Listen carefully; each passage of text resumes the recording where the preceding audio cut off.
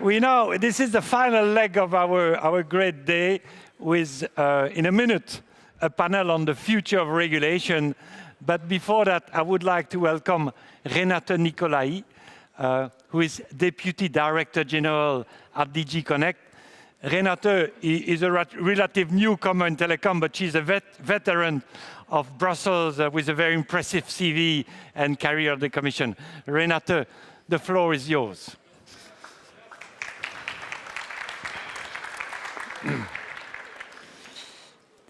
Thank you very much, ladies and gentlemen. I think I'm keeping you from a cocktail. This is not a good place to be in. I only want to set the stage for what is hopefully going to be a very animated panel discussion later on. And in order to discuss the future of digital regulation, I want to give you a little bit of my philosophy and the Commission's philosophy on how we are regulating the information space. Because the truth is that Europe is setting the stage on regulating the information space. We have said that this is a digital decade that we need to fully use for the benefits of our businesses and for our innovation in Europe. We had the European Council, again last week, underlining the importance of the digital transition. And we are doing this in our European way, which means we put the individual, the human being, at the center of it. This is what we have already started when I look at the regulation of the digital space with the data protection reform in the last couple of years, to make it innovation, future-proof, innovation-friendly, future-proof, and modern. And it has set a trend for the world. More than 100 countries in the world are modernizing their privacy laws, and in doing so, they take reference from the GDPR, from our data protection rules. And this is an important Brussels effect that we shouldn't ignore when setting the stage on a regulatory framework for the information space in a situation where, in the geopolitics of today, we're dealing with systemic rivalry. And I'm saying that on a day when the President of the Commission has given an important speech on China. But we have built on these modern privacy rules in this mandate by moving forward. And what we have done, and I want to underline that in particular to this audience, is we brought fairness into the platform economy. With the Digital Services Act and the Digital Markets Act, we have really, for another time, set a standard here. They will end the Wild West, which led to problems such as online radicalization, online hatred, locked-in walled garden structures, and also disinformation spreading without any limits. The Digital Services Act will be a boost to bring a shake-up to current business models on how you monetize data in advertising structures, on how you build intransparent, opaque algorithm systems, and how you leave illegal content on the platforms. It will also improve the rights of the users by giving clear kind of access to timely information on the actions taken, by giving access to internal and out-of-court dispute resolution systems. And you know that for the very large online platforms, which frankly have become the public spaces of today, we are giving even higher duties and higher responsibilities with risk assessments, regular auditing, to look at their systemic risks for society and also for the fundamental rights in our society. You know that these obligations for the very large online platforms will be enforced by the Commission, and we're working on that, and it will be also subject to, of course, public scrutiny, with many broadly available reports and access to data for vetted researchers. So really on a kind of new chapter on the platform economy. We do not want to create ministries of truth or harm the openness of the internet, but we want a system of checks and balances that lives up more to democratic oversight and respect for fundamental rights. And with the Digital Markets Act, we put back fairness in the system where we today, in many regards, on operating systems, we see monopolistic structures. We prohibit certain kind of unfair practices, for large gatekeepers that have proven harmful. This digital rule book shows EU as a rule maker, not as a rule taker, and I think we can be proud of that. But it's good to make rules, but we also have to show that they actually have an impact on the ground. So effective enforcement of these rules will be an important challenge for all of us. And I'm saying all of us because the Commission is in the lead for the very large online platforms. But of course, some of the telecom authorities here will become the digital service coordinators nationally. So it will be also on your kind of, task to kind of help us to enforce these well. That wouldn't complete the information space rulebook. We also need to untap the potential of the data economy. And this is why we have, in our data strategy, clearly said the next generation of data generated by IoT, by the technological disruptive kind of situation that we observe in businesses, in our economies, we want to kind of untap that potential of the data in the EU and benefit from it for innovation, for startups, for SMEs, for having champions in the EU. At the moment, our analysis has shown, and you have just discussed the Data Act, that 80% of that data is not used in the EU. With the Data Act, with the Data Governance Act, we are going to change that. This is probably the most important piece in that set to really kind of pave the way for the future, because it will apply to all sectors. Of course, we have to get the balance right between bringing the user in control of the data so that he or she can share it and invite innovation, but on the other hand, also respecting trade secrets. But I'm sure we are getting this done under the Swedish presidency in the next 3 months. But to complete the picture of this kind of information space to be regulated, the telecoms have to come into play. They have to be on the radar. Because what we need for all that is modern connectivity. Because what we are seeing is already that the real world and the virtual world are converging on the basis of simulation models and 3D models. We see it already in many sectors, medicine, manufacturing, smart cities, to name just a few. But of course, with the real transition that is ahead of us, the Web 4.0, we will have everything seamlessly interconnected. And this will require very high-quality networks with low latency and affordability for all. We need superconnectivity, we need supercomputing capacity. We're working on that, but I think it's fair to say that the networks of today are not equipped for that, nor are the platforms or the telco operators. What we are also seeing, and it was very visible in Barcelona at the Mobile Congress, we are seeing a change in the business models already. We see telcos moving beyond providing infrastructure networks, presenting concepts such as network as a service. We see hyperscalers offering data compressing technologies or content delivery networks. And we need a sea change in connectivity if we want to meet our 2030 targets to roll out 5G in all populated areas, because that's what we have said in the Digital Decade program, and we are going to report on that in June in our Digital Decade report, and it will not be a happy message. That's why we have presented in February the connectivity package with the Gigabit Infrastructure Act, the Gigabit recommendation, and the public consultation on the future of connectivity. A couple of words on those. The Gigabit Infrastructure Act is really a means that should be easy to achieve to accelerate the 5G rollout. It's the logical thing to do to cut administrative burden, cut red tape, cut the costs, offer permitting that is faster, digitalized, that is more coordinated with civil works, that kind of gives access into public buildings, that brings into the game the independent tower cons, that brings into the game the renovation wave that we create with the green transition. So all that should be a no-brainer, and we should hopefully achieve quickly a deal on this. It's highly awaited, it's necessary to do, and can help us to go faster.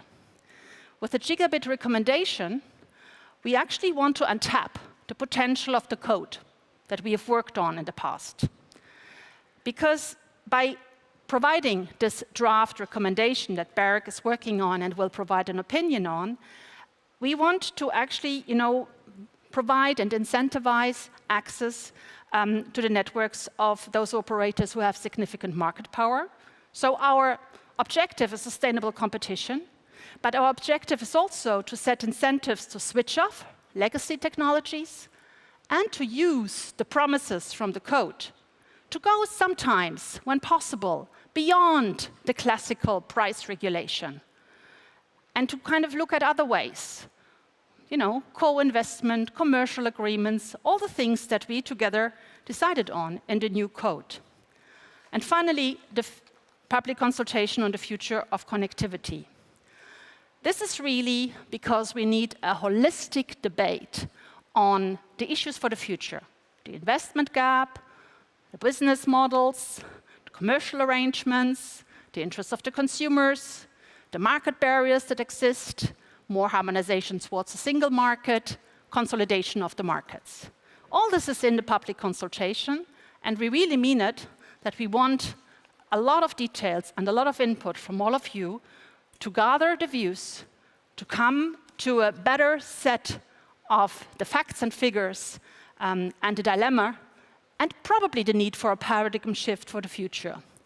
We need to design together a secure, high-quality connectivity, a connectivity that includes satellite, terrestrial, undersea cables, that is a continuum, and that will allow us to move into the virtual worlds and the Web 4.0. This is not business as usual. This requires businesses to adapt, regulators to adapt, and maybe our regulation to adapt. I don't know. We will see at the end of the public consultation and our assessment of it. But what I like is that we launched a debate that is highly necessary, because without it, we will not make the leap ahead in the digital transition that we all want and need to kind of play our role in the tech race, not only as regulating the information space, but also as designing it with innovation and with business opportunities. Thank you very much. Thank you. Thank you. May I please ask the panelists to join me on stage? Thank you. Or you can be there, yes, if you wish. Thank you. Thank you. So I'm delighted to welcome on stage, by order of arrival on the podium, Marit Palovita, Senior Director at Ethno, Christian Borgren, who's heading the Brussels office of CCIA. Sit where you wish. Luc has disappeared. I'm here. Hi. I have a technical problem. Fontaine, who hardly needs an introduction in this audience. Chris used to be the chair of Opta, of ACM, of BEREC, and is now with Flint Global. And soon we will have Luc Hendricks, Director General of ECTA, who wants to be sure that you notice him, so that's why he's coming up a bit late. Yeah. And for that, you will speak first. You will speak first. I have Luc. no secrets for you. Over to you, since you want to be noticed. Allow me to first foresee a little bit water. It's on your speaking time, Luc, so drink as much as you want. No. Okay, thank you very much. And I would like to particularly thank BEREC and Tonko for the invitation today to participate in the panel over the future of regulation in the digital era. What could be the future of regulation? And do we need regulation? And why are we all together today? Here are some thoughts I would like to share with you. Let's take a moment to reflect where we are. We are in the temple of electronic communication regulation, at the BEREC stakeholder. Temple, electronic communication, BEREC. BEREC, an acronym as there are thousands, but it's not. The name says it all. The body of European regulators for electronic communication. It might never have existed, and we would not be here today. Remember, the initial plans of the European Commission were to create a European agency. But the co-legislator remained faithful to the motto of the European Union, united in diversity, and found it important for the European Union to continue to take into account national circumstances and the European diversity. And to whom else could they have entrusted this mission other than the national regulators united within BEREC? BEREC was born. Long life to BEREC. And let's look around. We are here all together in the temple of regulation of electronic communications. We might have thought this morning, will I go? It's just an event as another. Well, it's not. Is there any other meeting with stakeholders where we could meet more expertise and experience in ex-ante regulation of electronic communications market? Probably not. So let's look now at the draft gigabit connectivity recommendation. Where does this lead us? As we are remaining faithful to the motto of the European Union, united in diversity, with a strong role devoted to the national regulators, or are we virtually handling as a European agency? But what is at stake? Let's look at the digital targets. Of course, they are important connectivity targets and 5G targets. And from a recent report prepared by Analysis Mason, commissioned by ETNO, the cumulative per capita investment in Europe in FTTH network by alternative operators is higher than of the incumbent operators. If we look at 5G, let me take the French example. Iliad is the leader. It covers already 85% of the population. But this is not the most important. There are other important targets related to the digital transformation of businesses. All the other sectors of the economy need to digitalize, improve productivity, and remain competitive at global scale. The more innovative those sectors will be, the better for the welfare. All this is supported by telecom networks.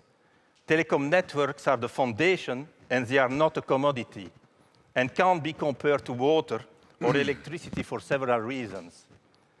Because the value of the content they transport, because of the software and application layer and the cybersecurity requirement, and because the need of resilience of the physical layer.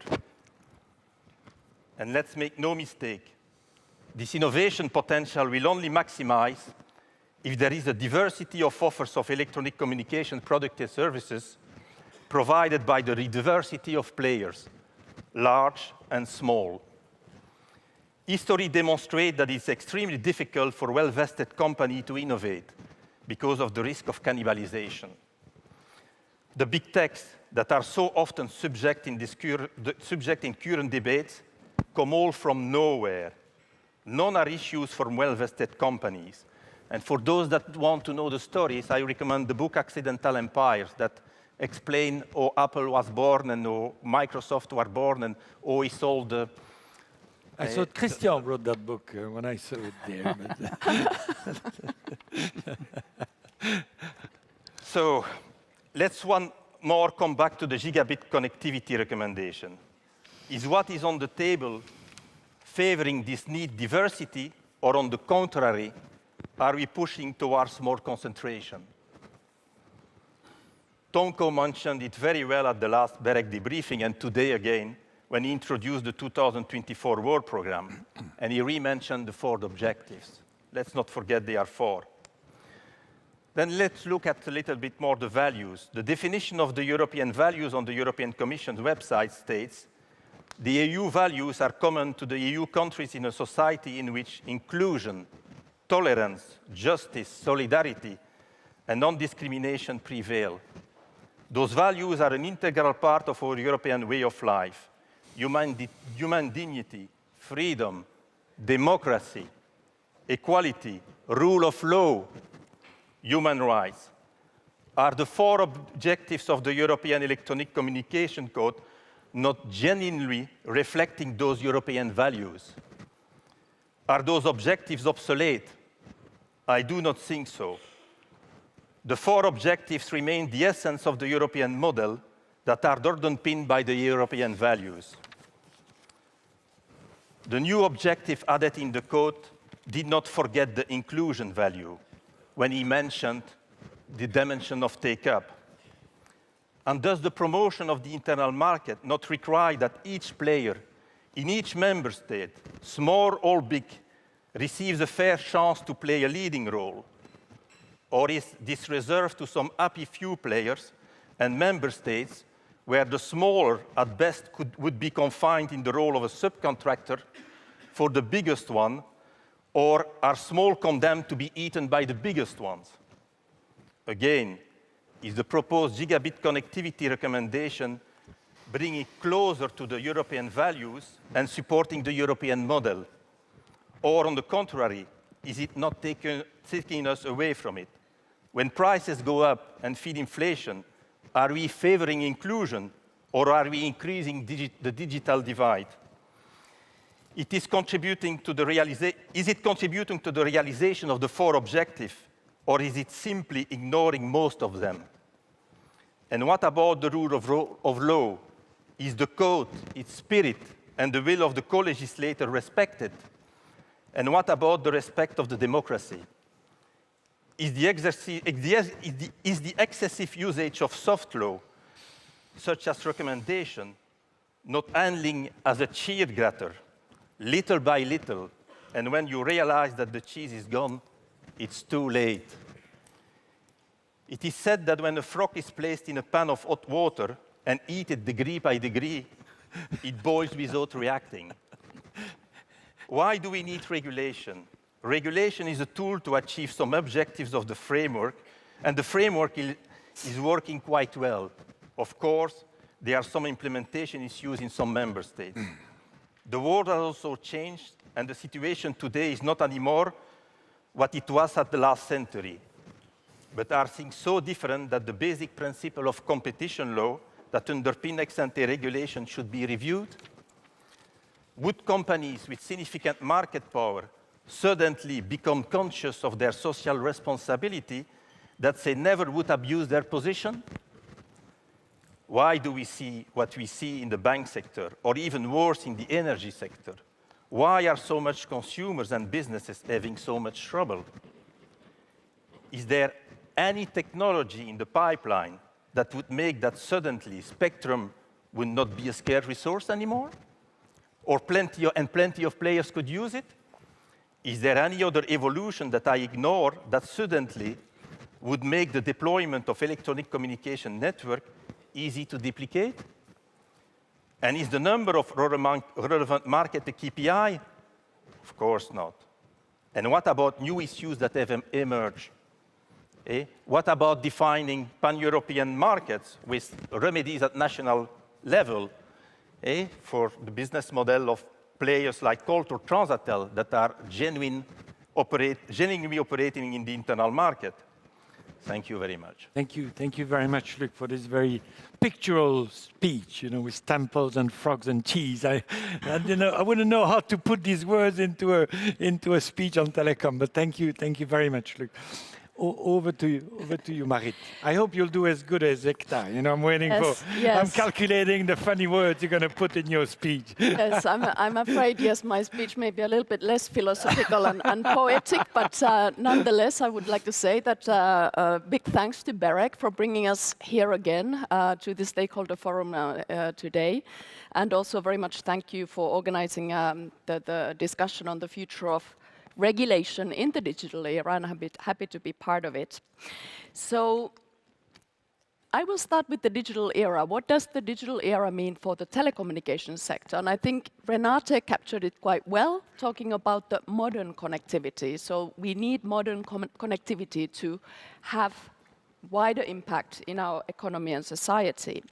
But before looking forward, I will take 2 steps back. So the telecom sector and telecoms markets at large have evolved enormously in the last 10 years.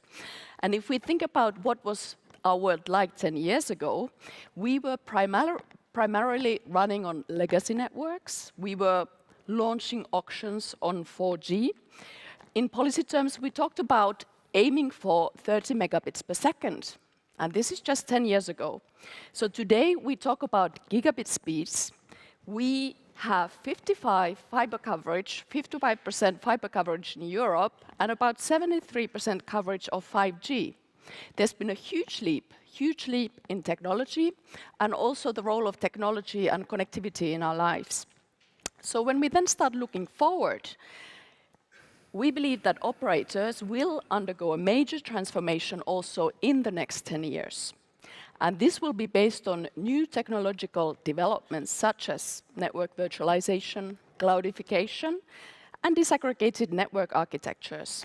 Also, the idea of the connectivity as a service, as Renate mentioned, of course, is part of this vision. So there will be a clear transition away from the traditional legacy networks towards software-defined and highly programmable networks. In parallel, what we will see, of course, is a continued increase in data volumes and hence also the expansion of data-driven technologies such as AI. And this again implies evolving requirements for connectivity in terms of speed and also reliability and security. So when we look at the opportunities and challenges, there are certainly both of them. And in terms of opportunities, I can only mention, for example, faster innovation, scalability, cost and energy efficiency, and supply diversification. We also see that the new architecture will give opportunities to open the ecosystem and facilitate market entry for smaller players and specialized vertical players, for example. And we also expect very well that there will be room for new partnerships and new types of business models. On the challenges side, though, we do see that all of this transformation will require a massive investment. And this will come through, of course, the need to increase capacity in the networks, but also the need to invest in innovation and, very importantly, skills to make the innovation happen. And we are not, of course, innovating just for the sake of innovation, but in order to have better connectivity and better connectivity services for the end users, for the consumer. So another challenge is that we see already that competition in this connectivity space is intensifying. So hyperscalers and also these specialized vertical players are entering the traditional telco value chain. And with the current market fragmentation that we have in Europe, and hence the lack of scale, this is limiting operators' ability to effectively compete. So we do see that financial sustainability of the telecom ecosystem is still challenged. And the role of regulation, and especially sectoral regulation, and also regulatory asymmetries, will need to be reassessed in order to ensure balanced conditions in the connectivity value chain. So let's talk about regulation. So what does this mean? I will just very briefly touch on the 3 main points of the connectivity package. This is, of course, a very important one for our sector, for ETNO. So all in all, we welcome the connectivity package. I think it is high time that we reassess some of these existing policies, but also put new ideas out there. And first of all, the Gigabit Infrastructure Act. So we believe it's essential to cut costs and streamline procedures related to both 5G and fiber deployments. So ETNO, we strongly welcome the proposal from the European Commission. And although I'm sure that we will find some little fine-tuning here and there, and we will certainly propose that, we do hope for a smooth process to finalize and also, very importantly, implement this new act at the member state level.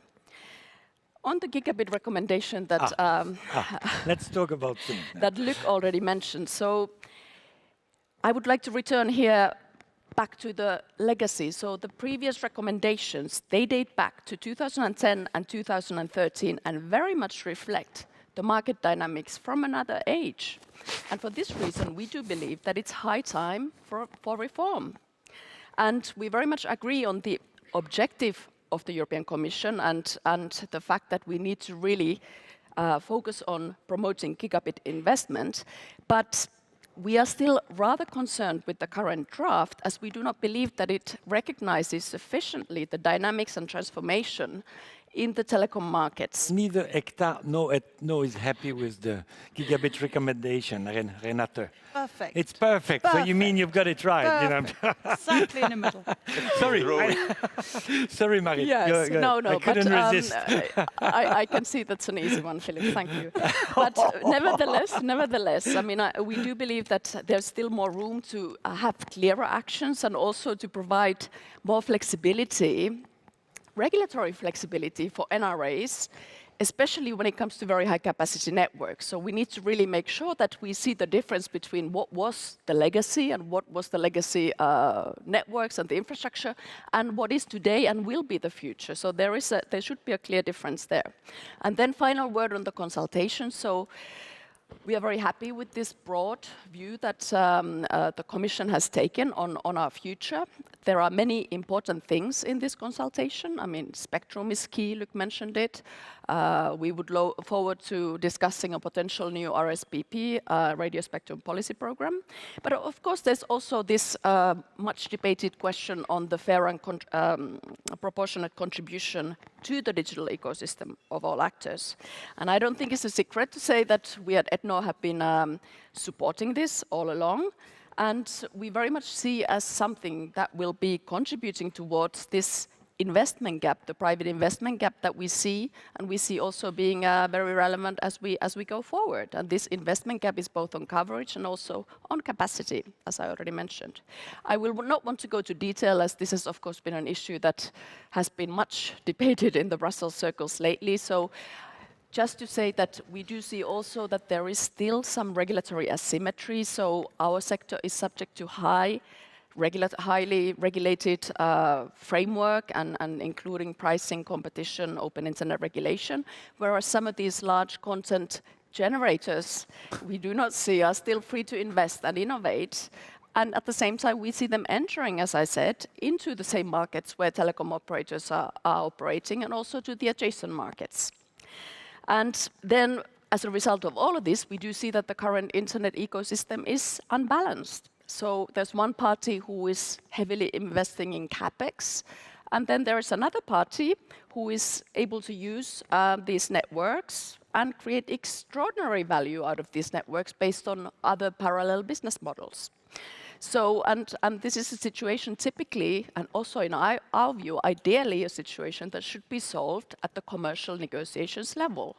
But this, in the current market situation, from our point of view, is not yielding the results that we would wish and desire for our sector. So we still see this as a key pillar for the future of the telecom, but certainly not the only pillar. So just to be concluding here, telecom sector is going through transformation. I think that we need also then regulatory transformation and transitioning into a new regulatory world in Europe.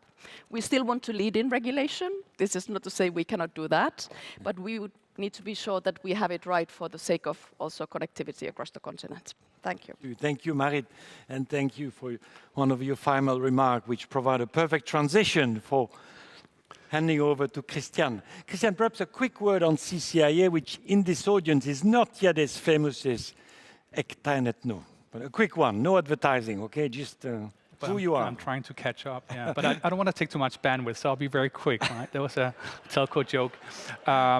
He's looking for members in case, you know, Feyo, you've got... So the Computer and Communications Industry Association, you know, we are representing a wide variety of players, European companies, international companies. We've been around since 1972, when I was -8.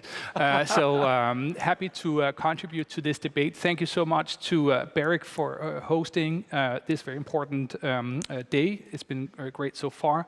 And thanks also to the Commission for launching its exploratory consultation, which we are very happy to see. We were happy to see that you picked the tool of an exploratory consultation, which of course we all had to look in the EU's better regulation toolbox to see what that actually means. And when you look at the page 465 and 66, you will see, of course, that this is the tool that the Commission picks when they have to determine if any problem exists. And I'm happy to see the Commission still haven't decided, is there a problem? Because we haven't seen it yet. And I'm sure, it seems like Marit has seen it, but I'm happy to see that we're still at that very early stage of the process. And of course, according to the Better Regulation toolbox, if there is a problem, if this exploratory consultation shows that there is a problem, well, then the Commission has to do the studies, and it has to launch a proper public consultation where everybody can fully take part. But we are happy that there is this initial consultation. There has been many comments on it. It's taken a lot of bandwidth, so to say. Some of the comments have looked at some of the different terms that are now being used by the European Commission.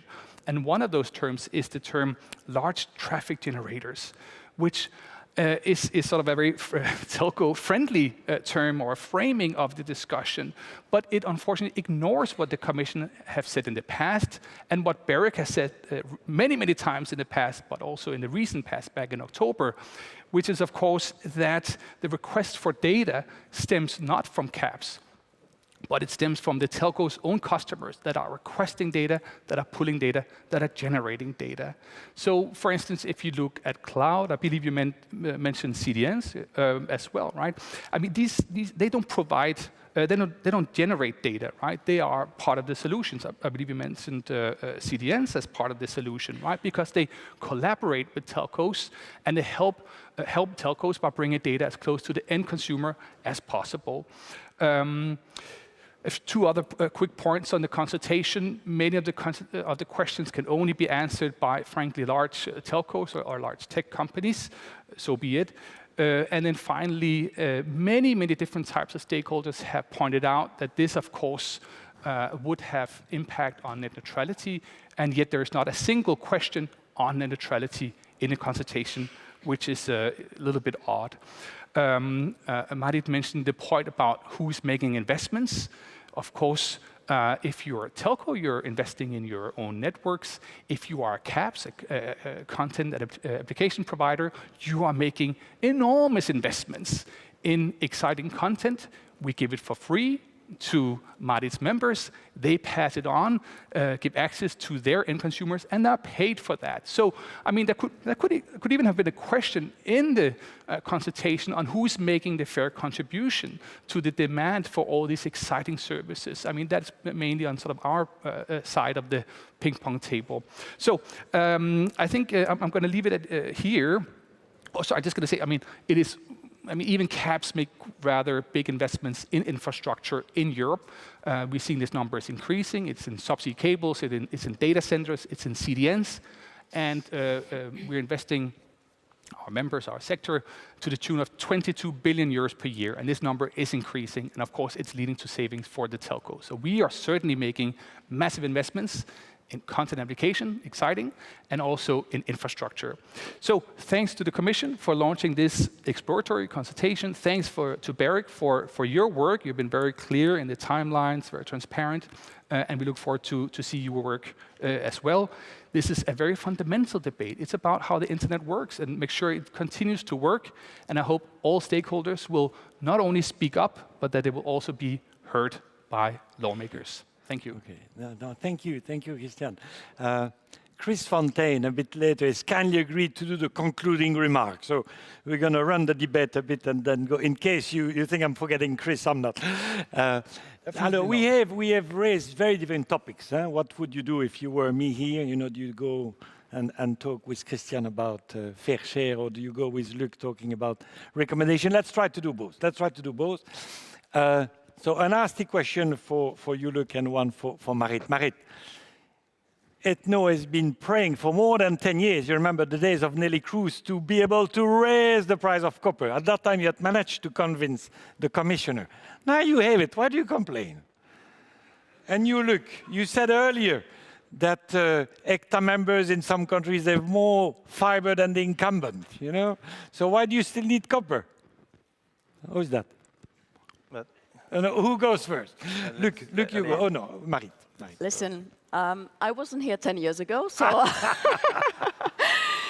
but in terms of pricing, I mean, we do still have pricing regulation, as you know. So it is not that we in Europe are free to price the connectivity service as we would like, and we of course very much also want to promote the affordability of services. I mean, it is something, we have a regime in Europe that has been also a political choice. I think very much we hear it from the high level, from the policymakers, that services need to be accessible for all in all different ways. But if we look at the business case for fiber deployment, for 5G deployment at the moment, the capex required is simply so enormous that the business case is not there. So there is an issue with the, as I said, the financial sustainability still in the ecosystem. We have quite a tight regulatory framing. I mean, not only the pricing aspect that you mentioned, but we said competition policy, fragmented market, open internet, which of course obliges operators for very good reasons from end users' perspective to deliver all traffic to the end users. But this creates some dynamics in the ecosystem that are not working for the benefit of the business case.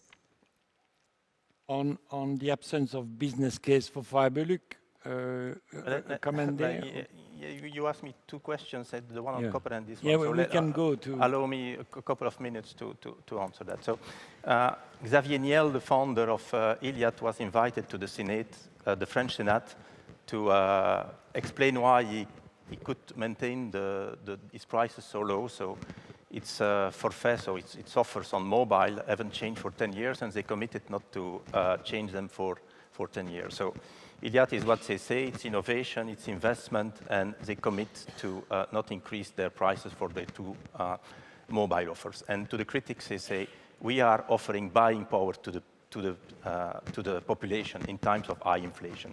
And as I said, is it the time and is it wise for the European Commission to go in a direction that will contradict all the efforts of the European Central Bank to contain inflation? On the copper price, let's remember what Breton said many times, Commissioner Breton, I do not remember at which events, the incumbents received the copper for free. So they receive it as an asset for free. It was depreciated, so let's start it from that. And let's remember what the initial plans of 2012 were from the European Commission. So in 2012, the Commission, before they changed totally their mind because they had spoken to banks that HSBC and so on, that between brackets are also responsible for the bank crisis and are not neutral in this debate, they changed their mind. But the initial plan was to have an unbundling price of copper at 1 or 2 euro. Not 10 euro or even above was what came out after they changed totally their jacket, you see, in an opportunistic way. If you look at the cost model and the way that we look at copper, cost models have been built to artificially raise the copper price as you would perpetuate the infrastructure forever. And you have to compare that a little bit with a pension plan, where you would say, okay, you contribute to your pension plan as copper, and then when you got retired, you want to have the benefit of your pension plan when you come to fiber. So in fact, all this overfinancing that the alternative operators provided to the incumbents are a kind of, I would say, co-financing model or co-investment model avant la lettre within the code. And now copper will retire, and it's time for the alternative operators to receive the return on their pension plan. And what we do now we say, okay, we will incentivize the copper to fiber transition by giving an additional extra rent to the incumbent operators that they already received the big pockets with their copper assets, and because we believe that with that the transition will go quicker. I do not know, but if you receive more money in your pocket without doing anything, why the hell would you switch off your fiber, your copper, you see? And as an extra position... It's my duty to provide a counter argument which everybody knows, which is, and then I hand over to a question, which is that the take-up of fiber in Europe is, if you look at fiber coverage, fiber take-up, there is a big gap, a big demand gap. If we start driving retail prices of copper-based product really down. I don't think it's going to. Philippe, Anyway, I don't. This is. That's my. That's not the argument that you hear. No, that's not what. Let's go to the room. But before, let me clarify on that, because we do not ask to have the copper price going down. What we say now in the transition, keep the copper price stable, and we are for a kind of quick transition from copper to fiber. That's what we are demanding, but under the right conditions. That's what we ask. And giving more money to the one that owns an infrastructure that they received for free and that has already been evaluated for 20 years is not the right way to incentivize copper to fiber transition. Yeah. Thank you. Let's go to the room before we return. Just to make an observation and also taking into consideration what you said earlier. United we stand in diversity. So there are some countries where the incumbent operator did not receive the copper network for free. For example, in Portugal, the incumbent operator bought the copper network from the government and made heavy investments in the fiber network. So how do you solve this problem? And 10 years ago, for example, Portugal had already a fiber network that allowed for 100 megabytes of transmission speeds. So how do you solve the problem? You do have to give some discretionarity to the regulator to be able to compensate for those investments. So when you buy the copper network and then you are obligated to provide access to your network 1 year after you buy the network, where is the compensation? So not all circumstances are equal. So we have to tread very carefully when we talk about. Yeah, but let me if I have to answer that, because let's kill this duct, as we say in French. I don't think that there is any operator that has made any losses on a regulated product, because when you have access on cost-oriented, you have a WACC, and the WACC includes the appropriate return on capital and even the overestimated return on capital, because we all know that fiber projects are lower risk, and we take into account the WACC of the companies, and the WACC of the companies is overestimated because it includes the WACC of the retail activities. And if you would look, I want to see the first operator that would say, I lost money on a regulated product. That just does not exist. Mm-hmm. Maybe you can solve that debate at all. Let's move. Is there any question from the room that I can see? No? Then I'll continue. I've got a question here coming online. Do we see, which is for anyone on the panel, do we see an evidence of a lack of public funding for telecom infrastructures in Europe? So in other words, you alluded to the investment gap, Marit, that there is somebody there, it's anonymous, so I cannot tell you, saying, where is the evidence that there is plenty of public money going into for telecom? So where is the... Christian, Well, I'm happy to respond. Maybe... Go first, please. I don't think that's the problem, right? It's not what the telcos are asking for. They're asking for money in their pocket. They don't want something, too many obstacles or sort of requirements in terms of how they spend this money, right? They're asking for more money in their pocket. They have already been paid once by their own consumers who are requesting data. They want to be paid twice for doing the same work. So there is no shortage of funding for new infrastructure, is what you're saying, Christian? I don't hear at least the crowd asking for it. What do you say on this shortage of funding? I think we are mixing too much things. Funding, I think there are lots of European fundings. I remember always Harald Gruber from the ECB that always said, the money is not the problem, it's the good projects. And funding is one thing, and the return on capital employed is something else. So that's where. So is there a problem of funding? I would say, I haven't heard it. We do not see your members. I'll change it. Is there a problem of profitable project? If I may also chip in. So, I mean, yes, it was a nice interpretation, Christian. Thank you. But Is there a lack of public funding? No, we don't see a lack of public funding. There is a lot of public funding available. We have a lot of funds specifically aimed at connectivity. We have the resilience funds going to digitization at large. I think that they serve a good purpose when, especially in those market failure areas that are often problematic, but public funding cannot and shouldn't replace private investment. Private investment should be and should stay the main means to invest in network infrastructure. And as I was saying before, so what we do have is an investment challenge in the private investment, and this is going back to the business case and the return on investment scenario that I was trying to describe before. I think the biggest issue, and it's where the Euro Commission, unfortunately, has not provided an answer and has not hold a kind of debate on the substance, is that the stock markets do not want long-term investment.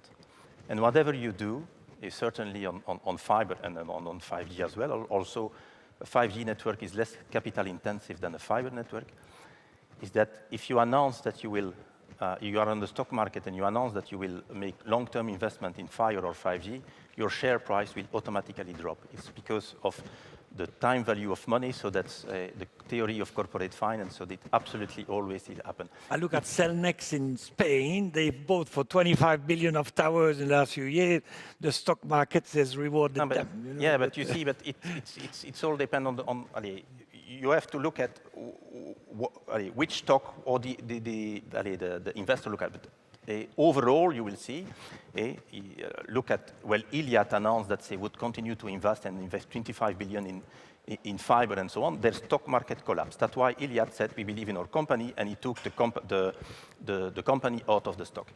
When 1&1 in Germany announced that they would participate to the 5G auction in Germany, their stock price collapsed. And all operators, if you would look, they are all, it's just mathematically. And we do not have an answer to that with the recommendation. And that's where the recommendation is really, really is really bad, because we think that it will increase the investment of the incumbent by reducing the competitive pressure. But without competitive pressure, there is no investment, because there is only one reason that the CEO of a quoted company can explain to his shareholders on the stock market that he needs to invest is to protect his existing cash flows. And if you take away this threat for an operator of losing his existing customers or existing cash flows, then if he will say, I invest in fiber or I invest 5G, his stock price will collapse and the CEO will be fired. So he will never do it. Okay. Thank you. Thank you, Luc. I would like to change the topic a bit before handing over to Chris and say something on fair share. You know, what can you find to say on fair share? You know, maybe what I'll do is hide behind the broad shoulders of Vittorio Colau, I know it needs an introduction. Eh? And when he was in his last days as Minister of Telecom in Italy, he spoke at one of these many conferences where the fair share was discussed, and there was the CEO of Orange, I believe, and there was a big shot from Google and so on. And his advice was, look, guys, you'd better talk to each other and sort it out, because if you leave it to politicians, to sort it out, it's going to be super emotional and you don't know what's going to happen. So I'm now turning to, these two communities, Ethno, Ekta, and Christian. Is there no way that you guys could hammer some sort of a common understanding, a deal, or do you really want to leave it? I'm quoting the great Vittorio Colau here, or do you want to run the risk of having the legislator, sort it out? And I'm happy to go first. Yes, there's a lot of paradoxes here. One is to hear Ethno now calling for more regulation, including for their own sector. You don't hear that very often. The second part is on, you mentioned affordability earlier, right, for Europeans. I mean, if they have to pay twice for connectivity for delivery of the same data through more expensive streaming services or cloud, of course, that will have a cost. So I don't think that will be beneficial, right, that kind of public intervention. And then thirdly, this sort of portrayal that there's only sort of two camps is incorrect. First of all, it's actually very, what we're seeing in the marketplace is that there's a lot of collaboration between players. There's a lot of, telcos are becoming caps and caps are becoming telcos. So it's much more diverse than what this debate has sort of been portrayed early on.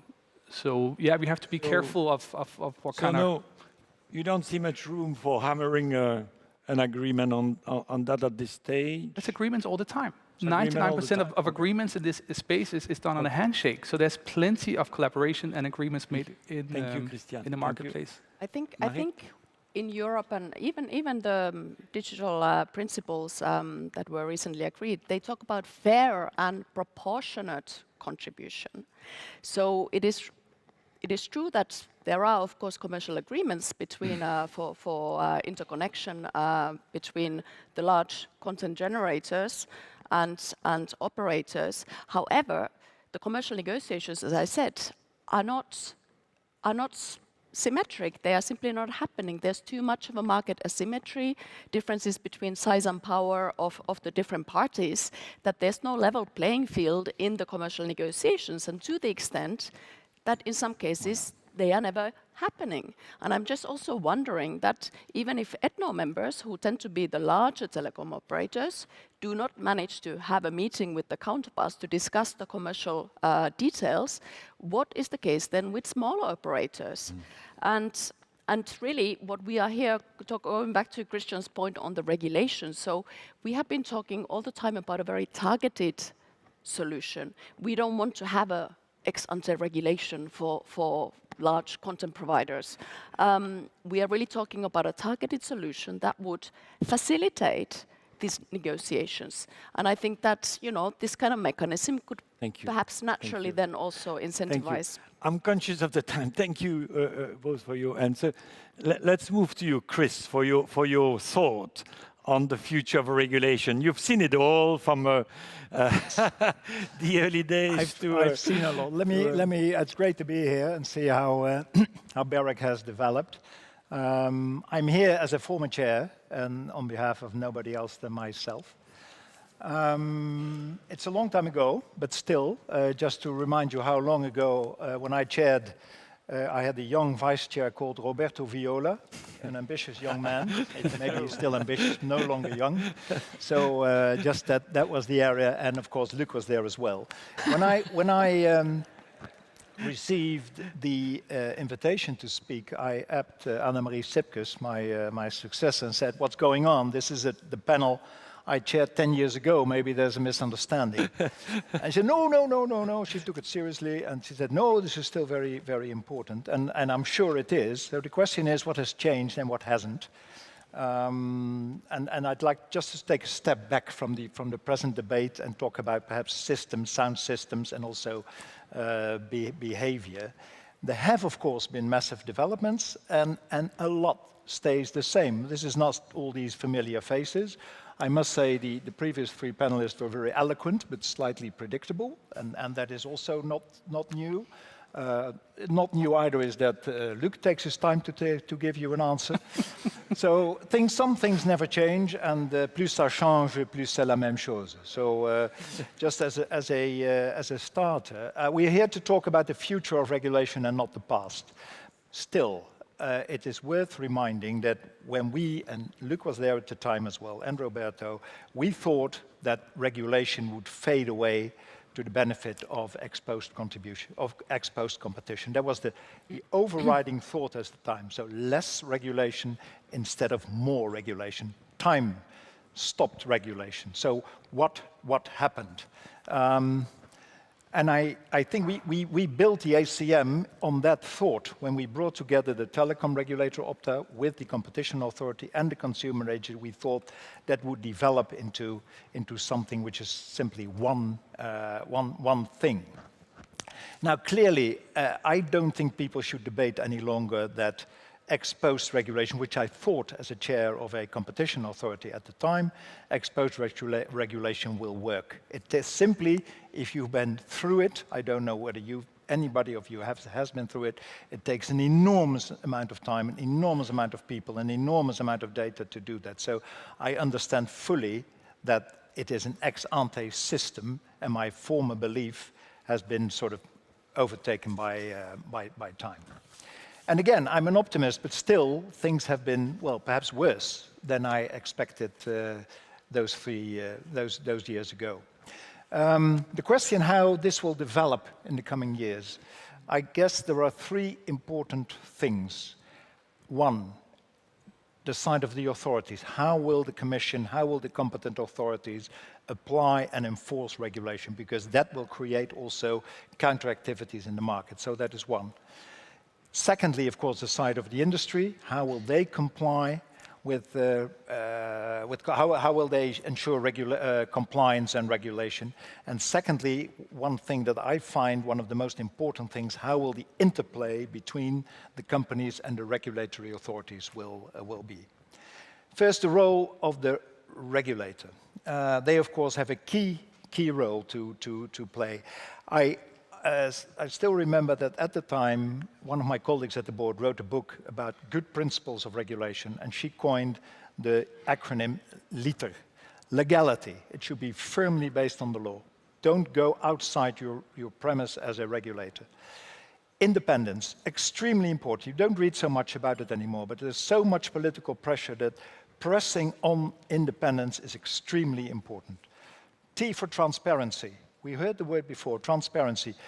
Regulators are not inclined to be transparent. I know this is all very nice with meet and greet and everything, but I know very well that this does not come natural. So we have to push it on transparency. E is effectiveness. Always realize as an authority that what you're doing should make sense, should lead somewhere. Not just because the law says something or you don't tick the box, it should lead somewhere. And the R for responsibility, you have a responsibility to make things work. So remember, LITER. Those are sort of principles and empirical basis. The cost of intervention. Impact of intervention, legal protection. And I've been thinking about two adjacent worlds where regulation plays an enormous role. The banking world, where I think it has ended up, after the scandals, with an enormous amount of regulation, an enormous burden on the banks. I don't believe personally that society have fared well with that. An enormous amount of supervisory authorities and our central bank. So I would hope that the legislators are able to resist the call for even more regulation. So proportionality, to me, is an important thing. I serve on behalf of the Netherlands government to revise the audit profession. And there you see the same thing. We had scandals all across Europe. Politicians, legislators are crying out for interventions and rules. This was a couple of years ago. I was appointed to implement those rules. This morning, there was a parliamentary debate in The Hague where the MPs were all crying that there was an overload of regulation and that we should leave the accountants free to do what they wanted because it was a commercial profession. So try to find a balance and not simply argue for the black or for the white. Now, the importance of coordination and cooperation. I cannot stress that enough. It has been, of course, going on within the telecom. It should go further than that. I was very happy that in the Netherlands, at least at the time already, we were more or less ahead, merging the three authorities, competition, regulatory, also energy and competition. But, of course, there's the media authority, there's privacy, there's spectrum. I think that integration should go much further. We were seen across Europe and also in our country as revolutionaries when we brought ex-post intervention, ex-ante together, and the consumer didn't play a role at that time at all. And still, I'm absolutely certain that it worked, although this is with success, I'm one of the many fathers. So I think that needs to happen. My successor, Martijn Snoep, yesterday gave an interview in the Netherlands financial newspaper where he said also that is absolutely necessary. Okay, I thought, well, that has been thought of 10 years ago as well. So international coordination, extremely important. so you can draw on each other's experience. I had the benefit of being in BEREC, but also on the ECN, also on the ICN boards, and I've also always benefited to a greater extent. The debate on whether the Commission or national authorities should do things, I've been very much part of that, and I've been arguing with the Commissioner that we should do things that the Commission wanted to do. I've been very sort of militant about that. After the fact, I know that when you have joint teams, as we had, for instance, in the merger world, you will simply work together as authorities, and it doesn't really matter in the end who has the final say. I think it's important for the Commission to take the experience from the local authorities, from the national authorities on board, and for the national authorities to accept there is a coordinating mechanism. And of course, this whole thing goes across the continents. There's discussions in G7. The ICN plays a much more important role these days, so I always encourage that. Now, the role of the regulated companies, and I think I've been talking about the role of the authorities, but there's a very important role at the other side of the fence. If I may be a bit blunt, I could say you get the oversight that you deserve. Certainly that is in the audit profession the case, and certainly perhaps in the banking as well. Clear rules, innovation, and talk with the regulators. So I think it's a very important how you behave towards the regulator. How will you, in the ex-ante world, build an effective relationship? My successor, Snoop, gave a surprising analogy yesterday. He said, well, we have to get used to the sector being completely regulated, like the banks, and it will be a sort of a dance between the industry and the regulators. I do not know whether this analogy is appropriate. I could only think about it takes two to tango. There's a distinct responsibility at the side of the industry, not just to fight regulators, but to engage and to talk. I know, of course, the formal sense of the notion regulatory dialogue with capital R and capital D. It's all very nice, but I believe in a proper dialogue. So not something where you go with a protocol and with minutes and you have meetings, but engage and exchange thoughts and ideas and get it out of the formal dialogue. Now, in a real dialogue, that is. Now, in conclusion, there is a joint responsibility. It is not about institutions. It is not about companies. It is about consumers. It is about end users. It is about societal interest. And I sometimes think that the debate, which gets very heated in this Brussels bubble, where people say, I want this, I want that, this is crazy, I need money, this takes the interest away from what it is actually about. So I do hope that perhaps that culture changes a little bit. It might help if I see all the familiar faces, with due respect, that people change careers from time to time, so you understand a little bit what is happening at the other side of the fence. And finally, just to preempt your question you put to most of the panelists, if you had a magic wand, what would you do? I would say, give me stable, predictable regulation so we don't need seminars with this title any longer. Thank you, Chris. I think we're really finishing the day on a high note. I like your principle-based future. That's great. On that, I think our time is up, and I will ask you to please join me in thanking all the panelists, not just Chris. Thank you.